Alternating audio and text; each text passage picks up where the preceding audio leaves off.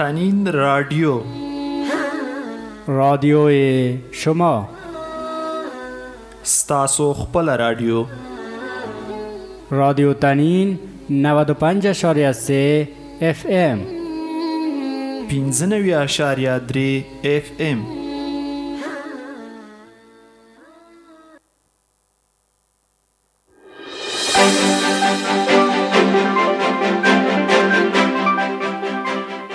رویدادهای بین المللی دا نړۍ مهمه پیښې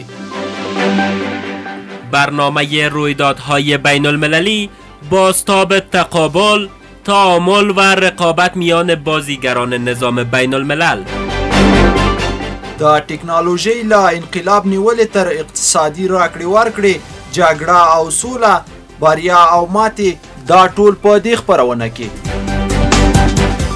اوقات نشرین برنامه یک شنبه و چهارشنبه ها ساعت 9 صبح و تکرار آن ساعت 8 شب از رادیو تنین 95.3 FM.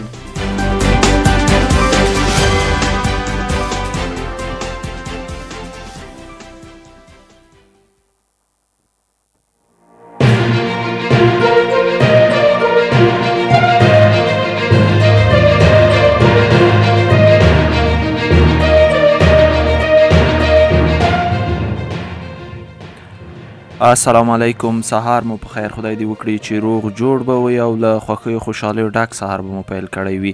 د نړۍ د مهمو پیښو خپرونه شروع سوه. په دې خپرونه کې مې درته ما محمد نسیم نوري د همکارانو په ملتیا باندې په سیاسي برخه، اقتصادي برخه او د لوبو په برخه کې مو درته مهم راپورونه د نړۍ له ګوټ ګوټ څخه راټول کړي دي. په دې هیله چې خپرونه تر پایه راسره واورئ او د نړۍ له مهمو پیښو څخه ځان خبر کړئ. راځو پیل په دې کوو چې پر ایران د اسرائیلو هوایي برید بایدن هیله لري دا به د مخامخ پوځي ښکیلتیا پای وي. د شنبې په ګهیځ نږدې 2 بجې د تهران بیلابیلو برخو کې د چاودنو او هوایي دفاع فعالیتونو ریپورټونه ورکړل شول او لږ وروسته د اسرائیلو پوځ په ایران پر پوځي هدفونو د برید اعلان وکړ. د ایران د هوایي دفاع قرارګاه وویل په تهران، ایلام او خوزستان کې پر هدفونو بریدونه شوي. په ماشهر کې لږ تر لږه د پوځ 2 غړي وژل شوي. د ایران پوځ رسما په دې برید کې د 4 پوځیانو د وژل کېدو خبر تایید کړی. د امریکا ولسمشر جو بایدن وویل هیله لري چې دا برید به په ایران او اسرائیلو ترمنځ د مخامخ جګړې د پای ټکی وي. بلخوا بیا ایران د امنیت شورا د بیړنۍ غونډې غوښتنه کړې. د ایران دولتي خبري اژانسونو د بهرنیو چارو د وزارت د نړیوالو چارو مرستیال له خولې راپور ورکړی چې ایران د ملګرو ملتونو له امنیت شورا غوښتي چې پر دغه هیواد د اسرائیلو د برید په تړاو بیړنۍ غونډه وکړي. دوی د دې کس نوم نه دی ښودلی خو اوس مهال کاظم غریب آبادي پر دې دنده بوخت دی. نوموړي د ملګرو ملتونو له عمومي منشي او د امنیت شورا غوښتي چې پر ایران د اسرائیلو برید په کلکه وغندي. هغه وویل ایران د امنیت شورا له مشر څخه غوښتنه کوي چې د دې سختې سرغړونې او د جنایتکار رژیم د غیر قانوني کړنو د مخنیوي لپاره بیړنۍ غونډه وکړي. په همدې مهال د ملګرو ملتونو سرمنشي انتوني ګوتریش په منځني ختیځ کې د زیاتېدونکي کړکېچ په اړه ژوره اندېښنه څرګنده کړه او له ښکېلو غاړو یې د زغم غوښتنه کړې.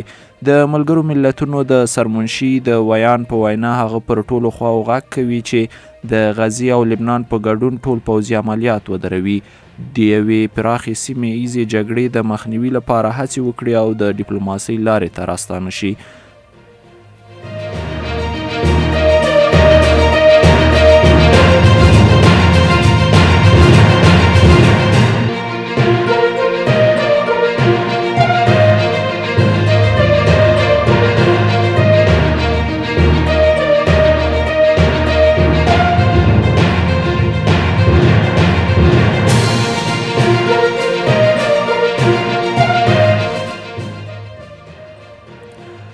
ایران د جیش العدل ډلې برید کې 10 امنیتي کسان وژل شوي.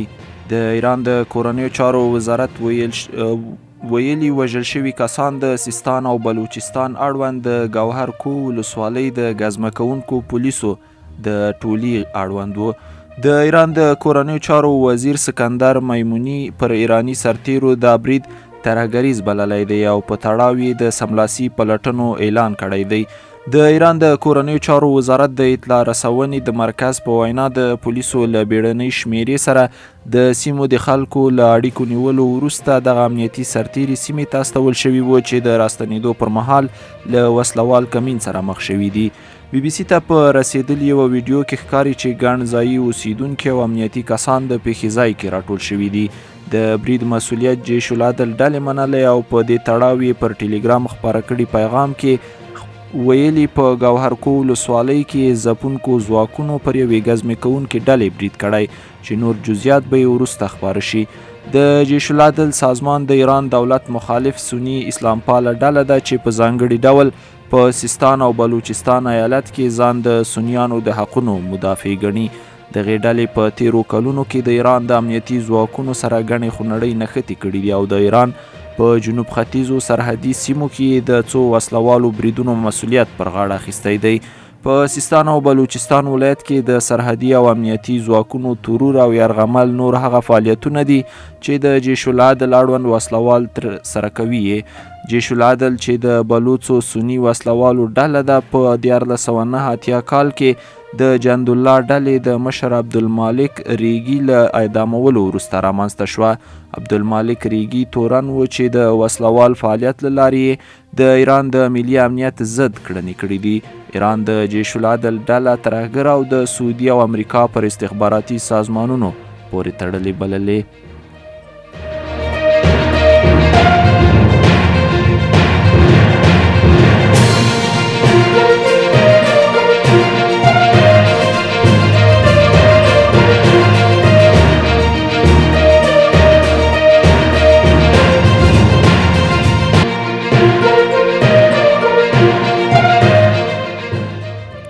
تاسو له 95.3 تنین رادیو څخه د نړۍ د مهمو پیښو خپرونې اوریدونکي یاست. درنو اوریدونکو، اوس به مو له همکار حبیب الرحمن زریاب څخه په دري ژبه باندې سیاسي او مهم وروستي راپورونه واورو.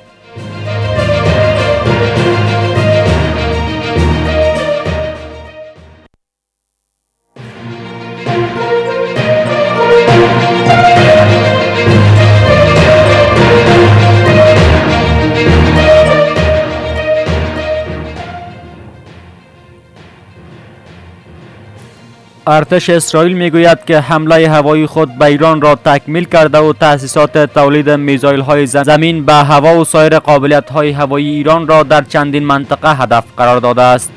در بیانیه ارتش آمده است بر اساس معلومات استخباراتی نیروی هوایی تأسیسات تولید میزایل های ایران را که این کشور از آنها در طول سال گذشته برای حمله بر اسرائیل کار گرفته بود مورد حمله قرار دادند. ارتش اسرائیل اوایل روز شنبه 26 اکتبر یا 5 عقرب اعلام کرد که در واکنش به حملات ایران حملات دقیق را بالای اهداف نظامی در ایران انجام داده است.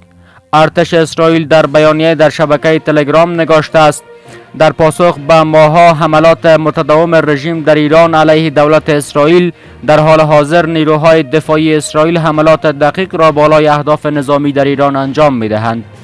در بیانیه آمده است که ایران و گروه‌های نیابتی آن در منطقه از 7 اکتبر سال گذشته در 7 جبهه به شمول حملات مستقیم از خاک ایران به اسرائیل حمله کرده و مانند هر کشور مستقل دیگری در جهان دولت اسرائیل حق و وظیفه دارد که پاسخ بدهد. رسانه‌های ایرانی نیز روز شنبه اعلام کردند که صدای چندین انفجار در تهران پایتخت این کشور شنیده شده است، اما در مورد این که این حملات تلفاتی در پی داشته یا نه جزئیات ارائه نکردند.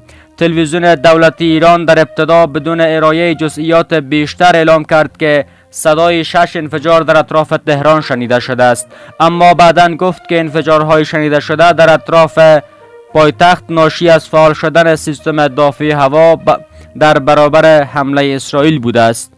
این تلویزیون گفته است انفجارهای بلند که در اطراف تهران شنیده می شود مربوط به فعال شدن سیستم دفاع هوایی در برابر اقدامات رژیم صهیونیستی بود که به 3 نقطه خارج از شهر تهران حمله کرد.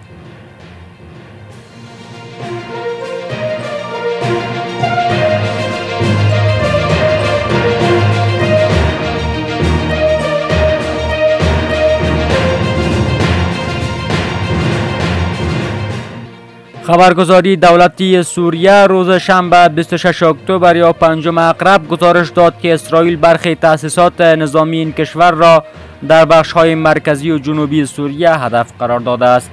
سانا خبرگزاری رسمی سوریه گفته است که نیروهای دفاع هوایی سوریه میزایل‌های پرتاب شده نیروهای اسرائیلی از بلندی‌های گولان سوریه تحت اشغال اسرائیل و لبنان را رهگیری کرده و برخی از آنها را سرنگون ساخته است. این خبرگزاری از وقوع انفجارها در مجاورت دمشق پایتخت سوریه نیز خبر داده است. اسرائیل برای سالها حملاتی را علیه اهداف مرتبط به ایران در سوریه انجام داده است، اما این حملات پس از حمله 7 اکتبر گروه حماس بر اسرائیل افزایش یافته است.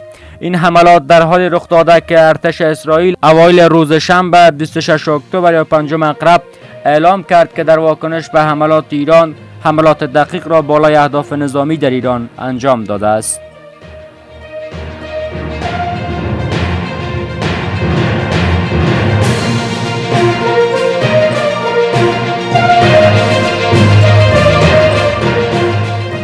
فرماندهی مرکزی ایالات متحده سنتکام روز جمعه 25 اکتبر یا 4 اقرب اعلام کرد که جنگنده های F-16 این کشور از آلمان وارد شرق میانه شدند.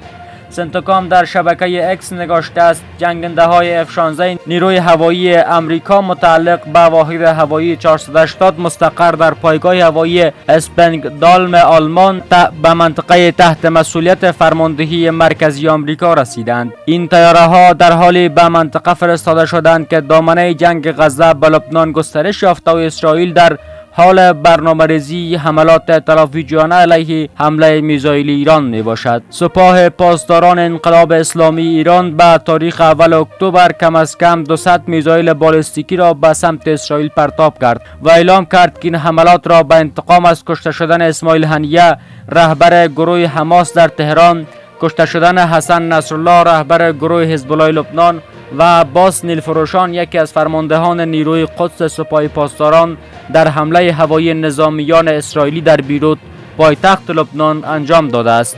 اسرائیل متحد آمریکا که با گروه حماس در غزه و با حزب الله در لبنان درگیر جنگ است تعهد کرده است که به حملات میزایلی ایران پاسخ خواهد داد، اما ایران هشدار داده است که در صورت حمله تلافیجویانه اسرائیل بر ضد ایران ایالات متحده مسئولیت کامل پیامدهای آن را بر عهده خواهد داشت. امیر سعید ایروانی نماینده دائمی ایران در ملل متحد روز دوشنبه 21 اکتبر یا 30 میزان پس از آن این هشدار را داد که جو بایدن رئیس جمهور ایالات متحده گفت که از پلان اسرائیل مبنی بر حملات تلافیجویانه علیه ایران آگاهی دارد، اما در مورد جزئیات ارائه نکرد. این در حالی است که جنگنده های اسرائیلی بار دیگر ناوقت روز جمعه حومه های جنوبی بیروت را هدف قرار دادند. خبرگزاری ملی رسمی لبنان اعلام کرد که طیاره های دشمن حداقل 8 حمله را بر این منطقه که مواضع حزب الله است انجام دادند. ارتش اسرائیل پیش از این به ساکنان 2 محله این منطقه گفته بود که فوراً آنجا را ترک کنند و هشدار داده بود که اهداف حزب الله را در آنجا مورد حمله قرار دهند.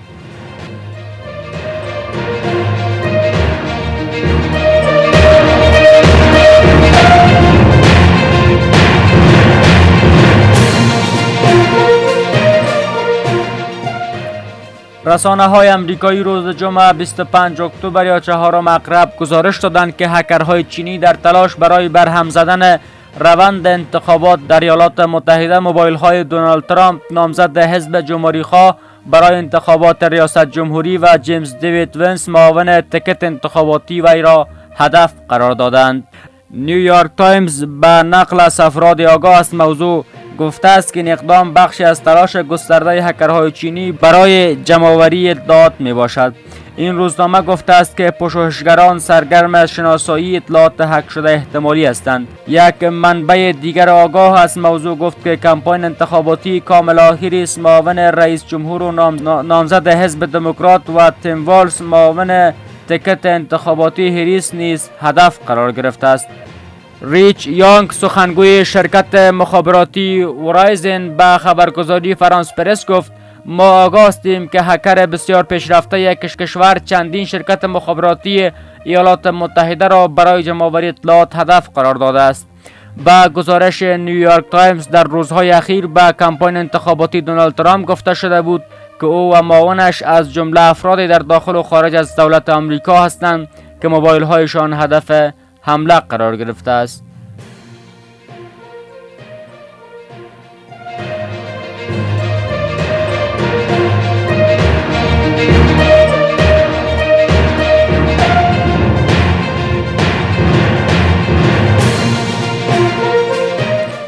ایالات متحده روز شنبه از جمهوری اسلامی ایران خواست تا حمله به اسرائیل را متوقف کند تا چرخه خشونت پس از حمله اسرائیل به مواضع جمهوری اسلامی که در تلافی حملات موشکی به اسرائیل بود متوقف شود. شان ساوت سخنگوی شورای امنیت ملی آمریکا به خبرنگاران گفت ما از حکومت ایران می‌خواهیم حملات خود به اسرائیل را متوقف کند تا این چرخه جنگ بدون تشدید بیشتر پایان یابد. ارتش اسرائیل روز شنبه حملات هوایی علیه این مواضع جمهوری اسلامی ایران انجام داد و پایگاه‌های نظامی و سایت‌های موشکی و سامانه‌های دیگر را در چندین منطقه هدف قرار داد. سخنگوی شورای امنیت ملی آمریکا افزود پاسخ آنها بهره‌گیری از حق دفاع از خود بود و به طور خاص از مناطق پرجمعیت اجتناب کردند و صرفاً بر اهداف نظامی متمرکز شدند، برخلاف حمله حکومت ایران به اسرائیل که پرجمعیت ترین شهر اسرائیل را هدف قرار داد. او با تاکید بر این که آمریکا در این عملیات شرکت نکرده است گفت هدف ما تسریع در دیپلماسی و تنش‌زدایی در منطقه خاورمیانه است. با گزارش خبرگزاری فرانسه یک مقام ارشد دولت آمریکا گفت جو بایدن رئیس جمهور و تیم امنیت ملی او در هفته‌های اخیر با اسرائیلی ها کار کردند تا اسرائیل را تشویق کنند تا پاسخ هدفمند و متناسب با خطر کم آسیب غیر نظامیان انجام دهند.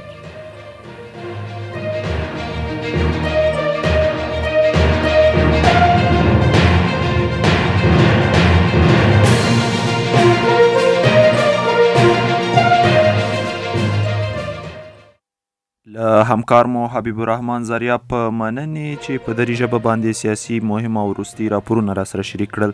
تاسو له 95.3 تنین رادیو څخه د نړۍ د مهمو پیښو خپرونې اوریدونکي یاست. بلخوا چین د ماشومانو یوه قاچاقبره د مرګ په سزا محکومه کړې. د چینایي رسنیو پر بنسټ د دې هیواد یوې محکمې د هغې ښځې د اعدام سزا تایید کړې چې په 1990 لسیزه کې له 2 لسیزو زیات ماشومان یې قاچاق کړي وو. یو هینګ د جمعې په ورځ یو ځل بیا د اعدام په سزا محکومه شوه. د نوموړې د بیا ځلې محکمې پر مهال معلومه شوه چې د 2023 کال محکمې خلاف دی 11 نه بلکې 12 ماشومان پلورلي دي. دا هغه قضیه په لومړي ځل په 2022 کال کې راپورته شوې وه. هغه مهال یوې میرمنې چې د یو هینګ لخوا په 1995 کال کې نږدې $500 پلورل شوې وه د چین سویل لویدیځ کیاونګ سیمه کې پولیسو ته راپور ورکړ. یانګ یوهاوا هغه مهال تازه 13 کلنه شوې وه چې او د خپلې کورنۍ په لټه کې وه چې دا لټون یې د چینایي ټیک ټاک لخوا مستند شوی هم و. اغلی یانګ بالاخره د ډي ان ای د ازموینې وروسته له خپلو خپلوانو سره یو ځای شوه. هغې ته وویل شوي و چې مور او پلار یې د دې له ورکېدو څو کاله وروسته په هماغه ګیز ولایت کې مړه شول. د اغلی یانګ راپور د دې لامل شو چې پولیس یو هانګ ونیسي او نوموړې د جمعې ورځې محکمې پر مهال موجوده وه. محکمې د تل لپاره یو هینګ ټول سیاسي حقونه سلب کړل او د هغې د ټولو ملکیتونو د ضبطولو امر یې وکړ. محکمه وایي د یو هینګ کرکه خورا ژوره ده. د هغې جرم چلن په ځانګړي ډول وحشتناک دی او د هغې د عمل پایلې سختې دي او دا ښکاره ده چې سخته سزا به وویني. که څه هم هغې اعتراف وکړ خو دا د یوې سپکې سزا د توجیه کولو لپاره کافي نه دی.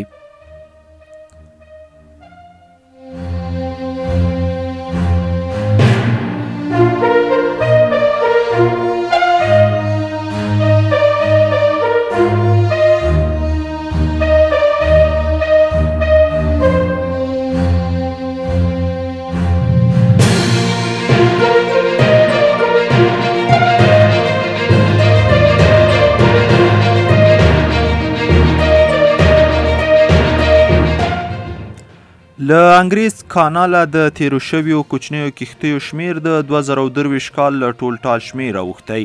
شمیرې ښیي چې په 2024 کال کې په کوچنیو کښتیو کې د کانال له لارې بریتانیا ته د اوښتو کډوالو شمیر د 2023 کال له ټول شمیر څخه لوړ دی. یوازې د جمعې په ورځ 424 کډوال له کانال څخه بریتانیا ته واوښتل. له دې سره د 2024 کال تر دې دمه ټول ټال د کډوالو شمیر 9578 ته ورسید او د 2023 کال د ټول کال د کډوالو شمیر 9410 شو. د 2023 د ټول کال د کډوالو شمیر د 2022 کال په پرتله چې شمیر یې 15940 د ریکارډ کچې ته رسیدلی و 30% سلنه کم دی. د بریتانیا د کورنیو چارو وزارت وایي د انساني قاچاق کوونکو مخنیوي او عدالت ته یې راښکېرولو کې به له چارو لاس وانخلي. د کورنیو چارو وزارت وایان زیاته کړه زموږ د سرحدي امنیت نوي قوماندانه به زموږ نړیوال مشارکت پیاوړی کړي او د دغو ناوړه مجرمینو د څېړنو نیولو او محکمه کولو لپاره به زموږ هڅې ګړندۍ کړي. د 2024 کال تر دې دمه 556 کوچنۍ کښتۍ پیژندل شوي چې د کانال په اوږدو کې سفر کړی دی. همدارنګه د 2024 کال اکتوبر میاشت هم د نورو میاشتو په پرتله د کډوالو او کوچنیو کښتیو ډیر راتګ پکې لیدل شوی او تر دې دمه 43,040 کسان او 70 کښتۍ راوښتي دي. د چهارشنبې په ورځ د کال په ساحل کې د کډوالو یوه ډیره ډکه شوې کښتۍ ډوبه شوې چې له کبله یې 3 تنه مړه شوي ول. د کډوالو د خیریه شورا په وینا 2024 کال کې انګریز کانال ور له مخه د کډوالو راوښتو لپاره مرګونی و. یو ویاند وویل هغه کسان چې د کانال په اوږدو کې خطرناک سفرونه کوي ناهیلي شوي خلک دي او د افغانستان او سودان په څیر هیوادونو کې د زورونې او جګړې څخه تښتېدلي دي. دوی یوازې د خوندیتوب او له ویرې څخه پاک راتلونکي په لټه کې دي. خیریه موسسه زیاتوي چې حکومت باید د قاچاق کوونکو شبکو کډوالو په ګډون مرستې لپاره هر څه چې ممکن وي ترسره کړي.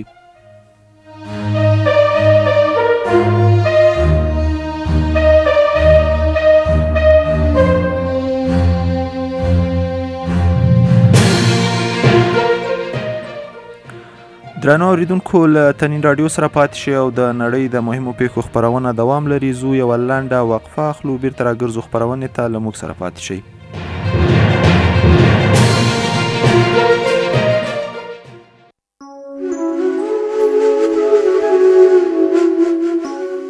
رادیو تنین نماد رسانه تخصصی و حرفه‌ای 95.3 FM.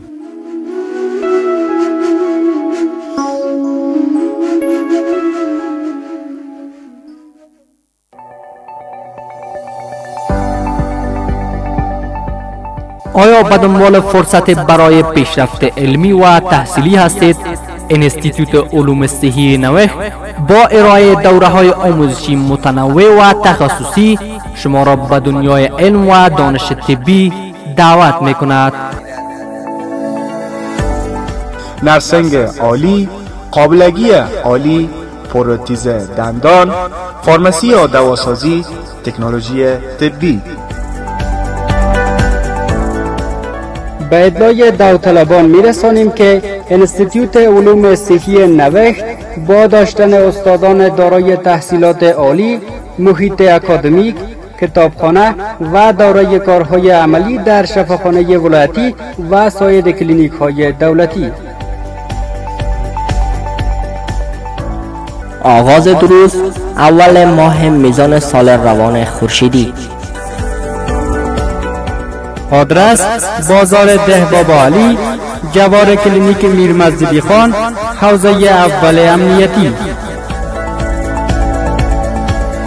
شماره های تماس 0799 10 29 73 و 0780 840 132. نوشت سوژه برای آینده بهتر.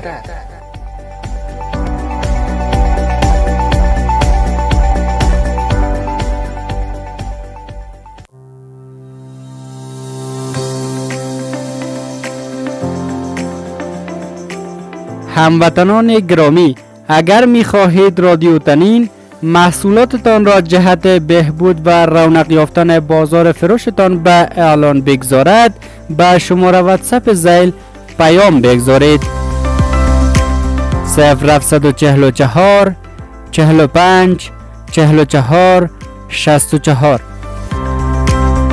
و یا به این شماره به تماس شوید 0729 84 94 75. رادیو تنین همکار شما در تجارت شما.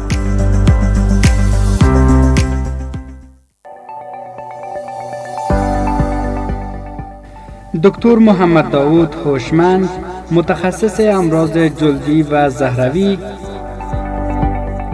تداوی سالدانه، لکه های صورت، جوانی دانه، ریزش مو، امراض ناخن و سایر امراض جلدی. شماره های تماس 077 54 95 090. قابل ذکر است که دکتر محمد داود هوشمند از معاینه‌خانه قبلی خود به شفاخانه جراحی ابن سینا افغان پیوسته است. آدرس بازار دهبابا علی، شفاخانه جراحی ابن سینا افغان.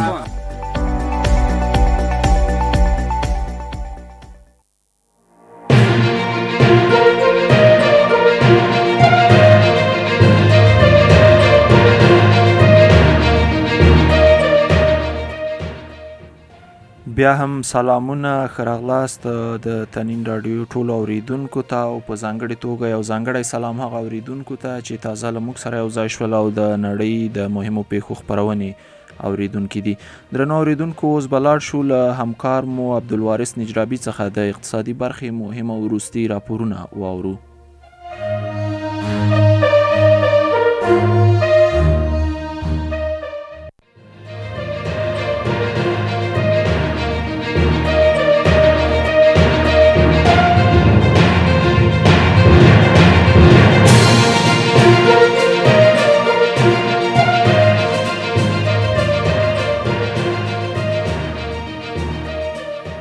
امریکا با تسلیحاتی کردن دلار مرتکب اشتباه بزرگی شد. ولادیمیر پوتین رئیس جمهور روسیه روز چهارشنبه در نشست سران بریکس در کازان با انتقاد از سیاست‌های آمریکا تاکید کرد که استفاده از دلار به عنوان سلاح علیه کشورها اشتباه بزرگی است. وی این اظهارات را پس از ارزیابی تند دیلما روسف رئیس بانک توسعه جدید NDB در مورد استفاده آمریکا از این ارز به عنوان ابزار سیاسی بیان کرد. پوتین گفت بله، در واقع من فکر می‌کنم این یک اشتباه بزرگ توسط کسانی است که این کار را انجام میدهند. رئیس جمهور روسیه گفت دلار همچنان مهمترین ابزار مالی جهان است و استفاده از آن به عنوان ابزار برای دستیابی به اهداف سیاسی اعتماد به این ارز را تضعیف میکند و توانایی‌های آن را کاهش میدهد. پوتین افزود که روسیه به دنبال حذف دلار یا غلبه بر آن نیست، بلکه از همکاری با آن محروم است. وی گفت ما مجبور میشویم به دنبال جایگزین‌های دیگری باشیم و این اتفاق در حال رخ دادن است. بر اساس این گزارش بسیاری از مؤسسات مالی روسیه در سال 2022 در پاسخ به عملیات نظامی روسیه در اوکراین از دسترسی به سیستم مالی غرب محروم شدند.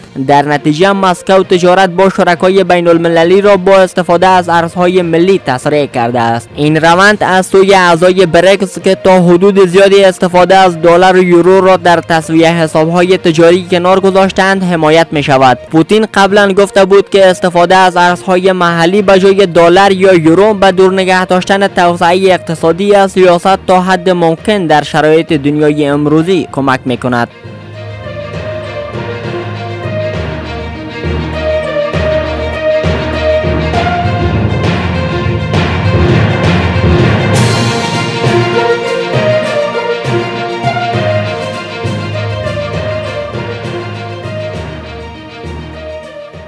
افزایش 3% قیمت بیت کوین تا $68,000. با گزارش رسانه‌های خارجی قیمت بیت کوین نتوانست در روز دوشنبه دوباره به $70,000 برسد، اما در معاملات امروز افزایش یافته است. بیت کوین در حال حاضر $68,100 معامله می شود، یعنی 2.9% افزایش طی 24 ساعت گذشته. عملکرد اتر ضعیفتر از بیت کوین و سایر ارزهای بازار بوده و تنها 1.1% افزایش قیمت داشته است. در حال حاضر اتر با پایینترین رقم طی 3 سال و نیم گذشته معامله می شود. سولانا همچنان بهترین عملکرد را دارد و 3% افزایش قیمت داشته و با یک ریکورد جدید در مقایسه با اتر رسیده است. قیمت اتر طی یک ماه گذشته 2.1% کاهش یافته، در حالی که بیت کوین 7.4% و سولانا 18% افزایش قیمت داشتند. بسیاری از تحلیلگران عقیده دارند این تغییر قیمت ها مربوط به ضعف اتر نمی شود، بلکه به قدرت بیت کوین اشاره دارد. تفاوت سرمایه بازار بین بیت کوین و اتر به بالاترین رقم رسیده است. سرمایه بازار بیت کوین 1.33 تریلیون دلار و سرمایه اتر 303.6 میلیارد دلار است. تفاوت سرمایه این دو ارز مجازی برای اولین بار به بیش از 1 تریلیون دلار رسیده است. سرمایه بازار سولانا در حال حاضر 3.64% از بازار ارزهای مجازی است و بر ریکورد قبلی 3.70% نزدیک می شود. برخی از تحلیلگران عقیده دارند قیمت بیت کوین در پایان 2024 به $77,636 می رسد. پیش بینی می شود قیمت بیت کوین تا پایان سال آینده میلادی $113,364,000 و تا پایان 2030 برابر با $282,238 باشد. این ارقام حاکی از خوشبینی محتاطانه نسبت بر رشد بیت کوین طی یک دهه آینده است.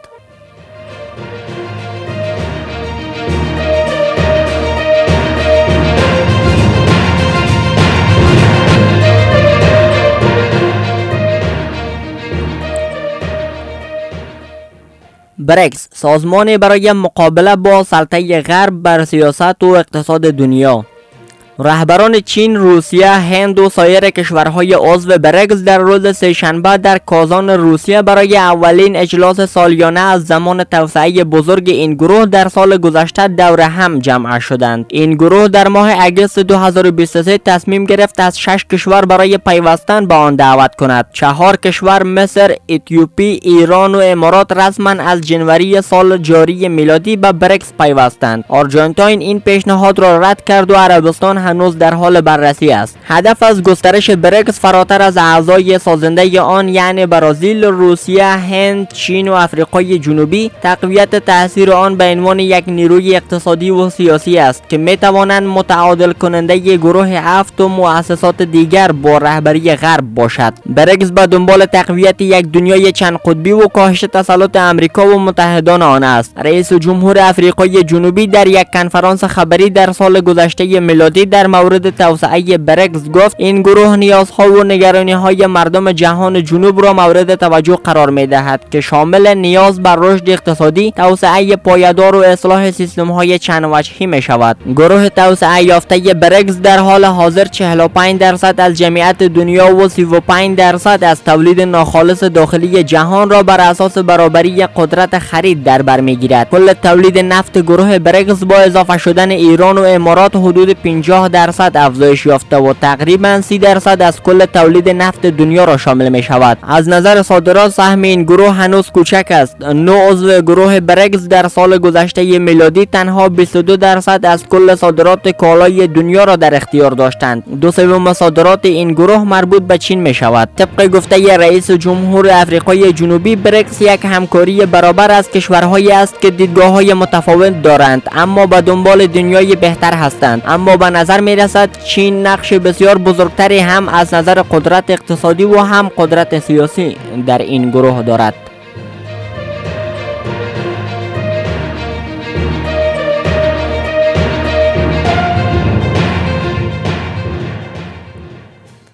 له عبدالوارث نجرابي په مننې چې د اقتصادي برخې مهم او وروستي راپورونه یې له موږ سره شریک کړل.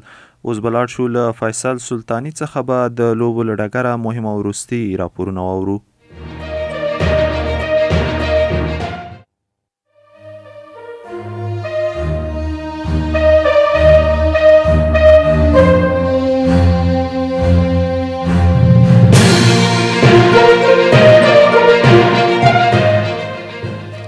بعد از اینکه سال گذشته آلبانی کشتیگیران شایسته ایرانی را از کسب مدال محروم کرد، سنگین وزن ایران حالا در آستانه ششمین طلای جهان خود است.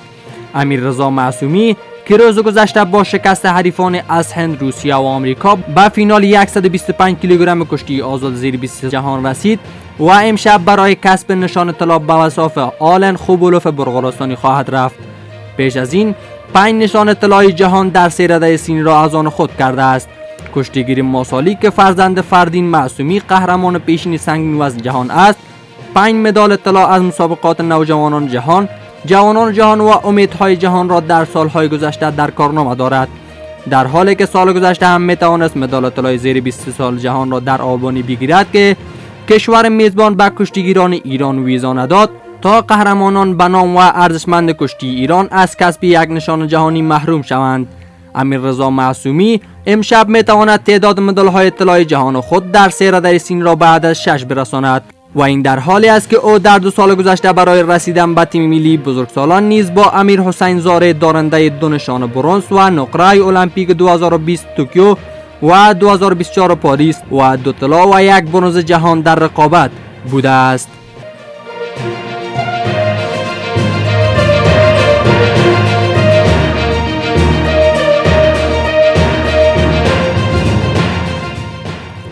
ستاره فرانسوی رئال مادرید در پرونده قضایی علیه باشگاه سابقش به پیروزی رسید.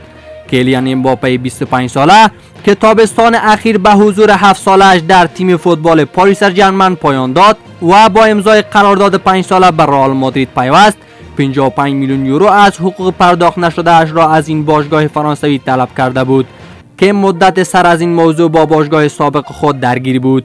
بر اساس گزارش پایگاه خبری فرانس اینفو، ستاره فرانسوی رئال مادرید که این موضوع را از طریق فدراسیون فوتبال فرانسه به کمیته حقوقی اتحادیه باشگاه فرانسوی و همچنین اتحادیه فوتبال اروپا ارجاع داده بود، در پرونده قضایی یاد شده برنده شد و باشگاه پاریس سن ژرمن که در این پرونده محکوم شد حالا باید 55 میلیون یورو بدهیش به امباپه را پرداخت کند.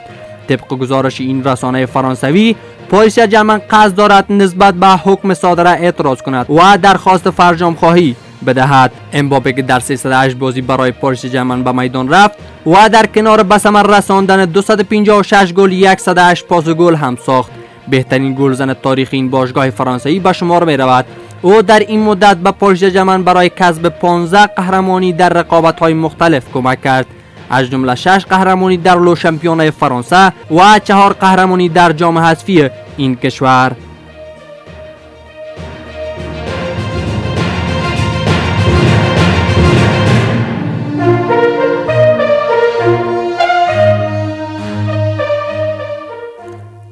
فدراسیون والیبال آمریکا سرمربی تیم ملی این کشور را معرفی کرد. فدراسیون والیبال آمریکا کارج کرالی و سرمربی نامدار آمریکایی را به عنوان سرمربی جدید تیم ملی این کشور معرفی کرد. کرالی 3 مدال طلای المپیک در والیبال سالونی و ساحلی به عنوان بازیکن و 3 مدال طلا و نقره و برنز المپیک به عنوان مربی در کارنامه خود دارد. کرالی جای جان اسپراوا را در تیم ملی والیبال آمریکا گرفت که همکنون رئیس فدراسیون والیبال آمریکا است.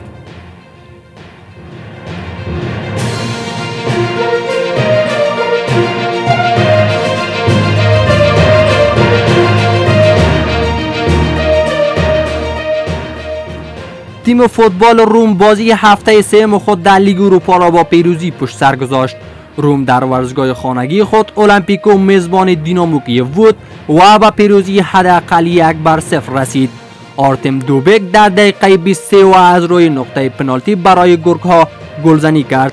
در بازی دیگر هم تیم فوتبال منچستر یونایتد در هفته سوم لیگ اروپا از ساعت 11:30 شب پنجشنبه در خانه فنرباغچه به میدان رفت و با تساوی 1-1 متوقف شد. در گل شیاطین سرخ را کریستیانسن در دقیقه 15 به ثمر رساند. در مهمترین بازی‌های برگزار شده دیگر آژاکس 3-0 از صد قره‌باغ گذشت، لیون 1-0 مغلوب بشکتاش ترکیه شد، تاتنهام 1-0 از صد آلکمار گذشت، تونته مغلوب لاتزیو شد و پورتو پرتغال 2-0 از صد هافنهایم گذشت.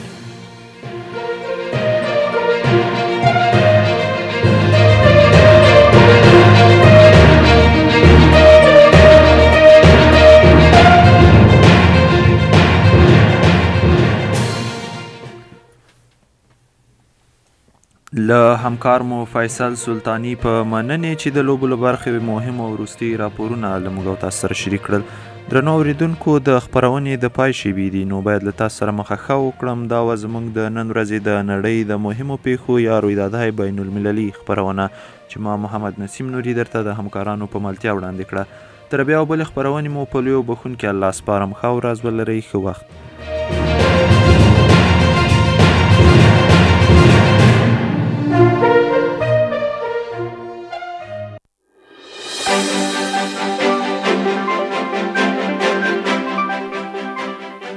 رویدادهای بین المللی، دا نړۍ مهمه پیښې. برنامه رویدادهای بین المللی بازتاب تقابل، تعامل و رقابت میان بازیگران نظام بین الملل. دا ټکنالوژي لا انقلاب نیولې تر اقتصادي راکړې ورکړې، جګړه او سوله، بریا او ماتې، دا ټول په دې خپرونه کې.